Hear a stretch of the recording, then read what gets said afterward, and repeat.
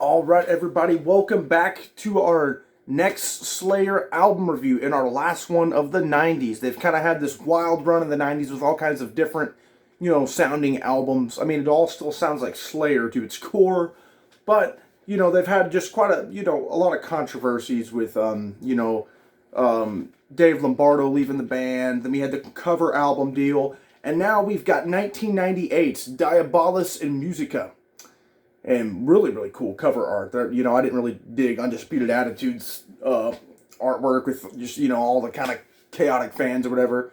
But this is really creepy and cool, like this dark priest looking type character. So really cool there. And this album, it gets a ton of hate online and, from most people you talk to about it. And I've heard the claims that, it's a new metal album. They were trying to be too new metal. And I do hear some elements of that. And the first time I ever heard this album, I didn't really quite get what people were saying. But, after we listened to this album over the years and everything, I definitely hear more and more, like, elements and stuff. Especially, going through their discography again, and kind of backtracking all the way through in order. You definitely get a good kind of feel of how the band was evolving and changing. And so there's definitely some significant parts that you can kind of hear that new metal influence. But for the most part, I mean, it's a Slayer album. And I don't really understand all the hate like it's just a shit album or anything. I mean, we kick it right off here with Bitter Peace. And I think that's an incredible opening track. You've got the, such a good groove to the drums going here, and different kind of drum tone that kind of is new metally sounding, kind of like it reminds me of like the band Korn's kind of drum sound, a lot more tighter. They tighten them puppies up. That snare's got a significant pop to it. But Bosstaff nails it again. As with pretty much any Slayer album, the drumming is always a major factor. And the bass work from Tom Araya, of course, he's doing vocals too. And while it has stood out in, albums at times before, it's never been one of the key factors. This one, it really gets a lot of time, He gets a lot of time to shine as a bass player, and I think that's kind of a new metal thing, influence that, not bass shining overall as a new metal thing, but I think just like the way it's kind of utilized in some of these songs, like here on Bitter Peace, with and also the vocals. They got like this kind of distorted effect on them, which I could see maybe people not digging that, and that there is a lot of that on here. But I think Bitter Peace to open this thing is just an incredible track, and really really cool tone setter for this album. It's really really dark and evil. Very reflective of the album cover.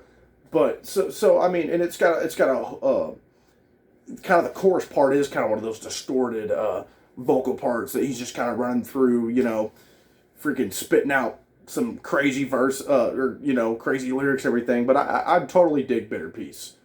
Then we go on to track 2 with Death's Hand, another absolute blast of a track. This one a little bit more so on the new metally side, I would say, as far as like, again, the kind of groove of the drums. I mean, there's some fast stuff on here that we'll get to, but I definitely would say that, yeah, that one does kind of lean more towards that. And like I said, I used to not really recognize that, but going through these in order again has definitely made me kind of, I'm getting it now to where I'm like, oh, I see what, they were talking about. But nothing that's, making it not sound like Slayer, because I think I'm sorry, I called it Death's Hand. I guess it's Death's Head. I literally thought it was Death's Hand this whole time, and always have, but until just now. So Death's Head. But yeah, no, solid track, again, I think.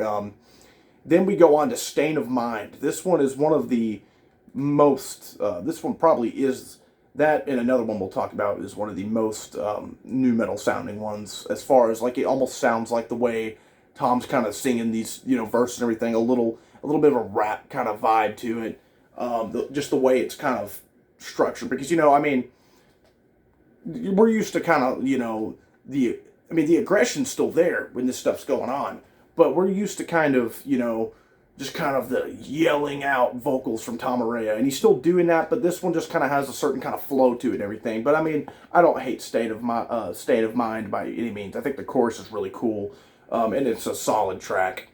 Then we go to Overt Enemy. I think this might be the Take the Cake for the longest track on here. Yeah, 4 minutes, 41 seconds. I think that's another solid one. Again, you know, it is still sounding like Slayer to me with some differences and stuff. These guys were, the 90s were a weird time for a lot of bands. But I think Overt Enemy is a solid track. And, you know, I like how it gets some time. There's a lot of cool time changes on this album throughout, you know, and this one's got, this track, Overt Enemy's got its fair share of those that make it definitely a standout track. Then this one might take the cake as my favorite. Maybe that tied with another one, but Perversions of Pain. Holy hell, man. Now this one, you know, I don't really get the sense that nu metal thing at all. We're talking about, it sounds like they ripped this off like Seasons in the Abyss or something. The way the chorus is just so evilly, you know, sung out. And the melody of it is just so freaking vicious. Love this track. Perversions of Pain. I forgot how damn good that track was until, you know, I re-listened to it for this review. And just one of my favorite tracks off here. I could not, man, that one's been in my head. That's been one of these go-to tracks for me. You know, like if I'm driving down the road or whatever, I, you know, bam, pop it on Perversions of Pain. Just such a badass track and a very well-written one. Again, sounds like something you could pull off South of Heaven or Seasons in the Abyss, because it's got kind of that dark and, you know, that dark kind of groove to it, and very melodic, but still very evil sounding. And just that chorus is so hooky. Then we go to Love to Hate. That is the other one that is very close to being nu metal. It's the way it's kind of structured too. Kind of goes that way. It might be my least favorite off here. I think I would definitely say that. I mean, it stands out because it's probably my least favorite on here, but I don't hate the song either. So, you know, it's one of those things, it just stands out being like, okay, this one is the one where they maybe sound the most far out from what they're doing or what they're about. So I'm thinking maybe if there was a whole album of, you know, songs like Love to Hate, maybe we would have an issue. But, you know, most of the tracks I don't think dip too far into the nu metal thing. But this one definitely does it closest, but not a bad song. Then we get to Desire, and this is a really cool one. This one is another one that's got kind of like those really gloomy track and like those dark, you know, slower kind of sludgier kind of vocals to them, and just the way it kind of goes on, but yet the background boss staff's just banging them drums like, you know, nobody's business. So I think this is a really cool song. Desire, solid freaking track, and a standout on there. It reminds me of you know, maybe like something off Divine Intervention, where they did some of these like slower, more, you know, what's the word, sludgier kind of tracks, because they did slow it down a little bit for South of Heaven and Seasons in the Abyss, but this one, you know, like just like when we looked at Divine Intervention, it had a track or two that really just kind of had these like, or even like on the track Gemini of Undisputed Attitude, that kind of has that same kind of style going on, and Desire kind of hits those same points. Then this one's always been one of my favorites off here, if not my favorite off here, In the Name of God. And most people who I've heard talk about this album, they can at least, they've agreed on, okay, that's a badass track. The way this thing, I mean, it's just heavy as hell, and you get just, you know, a riff, and there's silence in between, you know, the way the riff is kind of grooving along, and the way the drums are kind of beating exactly along with the riff, and you've got Tom Araya, you know, even layering some vocals at parts in this that are the dark with his normal kind of shouting vocals. You know, like the I want to blah blah blah blah blah, you know, whatever he was saying, I can't remember off the top of my head, but the way it kind of paces itself and the lyrics are incredible. Then you get like the lies in the name of God. I mean, super cool stuff. And at the end where he's just screaming, Antichrist in the name of God. I mean, wow. Freaking evil stuff. That is so cool. So kick-ass. A definite headbanger. Then you think it's over.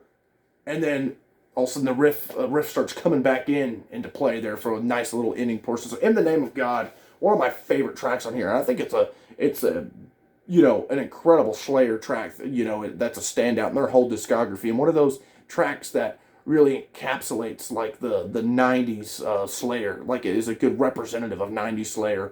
In the Name of God, one of my favorite freaking songs off this album. Then we go to Scrum, which is kind of a faster paced one, a real quick one. I think that's the shortest one off here, at 2 minutes and 16 seconds. Really cool track. Nothing too standoutish about it. Really, really fast and to the point. The drumming's awesome. You're just a solid track. Nothing, doesn't do anything too great. Doesn't do anything bad. Then we go to Screaming from the Sky, and I really dig this one. I mean, I love the riff in this one. And then kind of you get a little bit of those squeal things going on from Kerry King and Jeff Hanneman. And so you get to kind of hear a little bit of that one's also kind of one of the throwback tracks to some of these other albums. So to see there's kind of hints in their evolution. They always are hanging on to these new things they learn in each of these albums. Or not learn, but these new things they try, they kind of incorporate those elements into these albums as we've gone forward, and we've kind of seen that as we've gone further into this discography. So I think that's a really cool thing. That's why you kind of find me being like, this one sounds like it could be off here, because it kind of takes those key elements from those albums that and kind of harkens back to those. But then we ended with Point, which is a solid closer, really fast one, another one that just would fit fine on really any of their albums. A really, really fast one. Doesn't take it too far with the new metal stuff. Pretty much, it's just those two tracks, Stain of Mind and Love to Hate, that kind of really, those ones kind of push a little bit further along as far as the new metal thing goes. But, I mean, Point is a solid closer. Slayer, they usually knock it out of the parks with closing tracks. Hell, even on the cover album, they put their own track, Gemini, at the end to close it, which was a huge plus for me. And, it was, I think, the best track off there. But that's besides the point. Let's get back to the point, because that's the track we're talking about. But yeah, really, really cool. A really fast one. Love the riff, and just a great closing track to a very, very solid album. I think it's a great album. I know I'm probably in the minority here with this one, because people kind of associate it more with the new metal. And again, now I kind of hear the elements strung out across here, and there are several tracks that do kind of have those elements, but I don't think any of them take them too far. I mean, the ones that take it a little bit further, they're still good songs, but I mean, this is Slayer, I think this is a unique album in their discography. Definitely has its own sound and everything, and you get tracks like Perversions of Pain, In the Name of God, Desire, Bitter Peace, Death's Hand. I mean, these are all awesome songs. Screaming from the Sky. I think these are incredible songs that, maybe if they would have taken off, like, Stain of Mind and Love to Hate, those more new metal-y sounding ones, maybe this wouldn't be, because people, of course, they tend to remember the stuff they hate more than the stuff they love a lot of times, and I just think that that maybe is kind of what happened here. And, the band were kind of in a weird spot anyways, coming off that cover album and everything. But overall, great album. I don't really have as many issues with this one as a lot of people I see do. So this will be an interesting one to hear your guys' thoughts and opinions are, as I know it's one of the most controversial ones in their discography. Probably the most controversial one in their discography. That, from what I've seen. But, let me fix that, falling down. But, again, solid album. Diabolus and Musica is, in fact, not just a solid one. I'm sitting here staying strong, calling it a great album, because I could put it on and jam to it and have a blast. It's filled with these great tracks. But next time, we are exiting the 90s, finally, with this album. This is the last one of the 90s, 1998. We're entering in with 2001's God Hates Us All. That just so happened to drop on 9/11/2001, which was a whole thing for the band they had to deal with. But and we'll see the band kind of go more back to their roots. You know, as far as like their really fast stuff going on, like in the '80s. So that'll be an interesting one. I'm kind of excited to hop back into that and re-listen to that album again. So yeah, stay tuned for that, guys, and let's talk about this album, because I love talking about these ones that are really divisive and you know, fans can have all these varying opinions on. And this is definitely one of those. So stay tuned next time when we take a look at God Hates Us All when we enter in the 2000s. Like, subscribe, comment, and thanks, guys.